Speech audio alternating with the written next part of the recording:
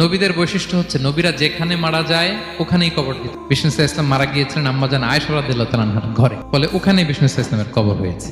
ওই কবর দেওয়া ঘরের ভেতরে আম্মাজান আয়েশা রাদিয়াল্লাহু তাআলা আনহা যতদিন বেঁচে ছিলেন ওখানেই ছিলেন কবরের পাশে। আমরা যখন নবী সাল্লাল্লাহু আলাইহি ওয়াসাল্লামকে সালাম দেই, দুরূদ পাঠ করি, বিষ্ণু সাল্লাল্লাহু আলাইহি ওয়াসাল্লাম কবর থেকে ওই সালামের উত্তর দেন। আল্লাহ তাআলা ওনার রূহটাকে ফিরিয়ে দেন। কোনো মাটি কোনো নবীর দেহকে টাচ করতে পারে না, নষ্ট করতে পারে না। নবীরা কবরে জীবিত, সেখানে সালাত আদায় করে, তাদেরকে স্পেশাল রিজিক দেওয়া হয়। এরপর বাবা মারা গেলেন আবু বকর, বিষ্ণু সাল্লাল্লাহু আলাইহি ওয়াসাল্লামের পাশে কবর দেওয়া হলো, বাবা আর স্বামীর পাশেই থাকলেন।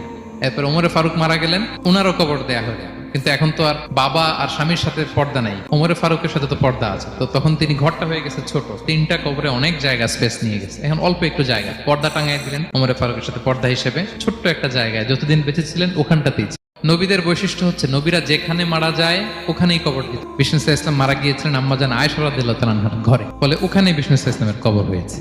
ওই কবর দেওয়া ঘরের ভেতরে আম্মাজান আয়েশা রাদিয়াল্লাহু তাআলা আনহা যতদিন বেঁচে ছিলেন ওখানেই ছিলেন কবরের পাশে। আমরা যখন নবী সাল্লাল্লাহু আলাইহি ওয়াসাল্লামকে সালাম দেই, দুরূদ পাঠ করি, বিষ্ণু সাল্লাল্লাহু আলাইহি ওয়াসাল্লাম কবর থেকে ওই সালামের উত্তর দেন। আল্লাহ তাআলা ওনার রূহটাকে ফিরিয়ে দেন। কোনো মাটি কোনো নবীর দেহকে টাচ করতে পারে না, নষ্ট করতে পারে না। নবীরা কবরে জীবিত, সেখানে সালাত আদায় করে, তাদেরকে স্পেশাল রিজিক দেওয়া হয়। এরপর বাবা মারা গেলেন আবু বকর, বিষ্ণু সাল্লাল্লাহু আলাইহি ওয়াসাল্লামের পাশে কবর দেওয়া হলো, বাবা আর স্বামীর পাশেই থাকলেন।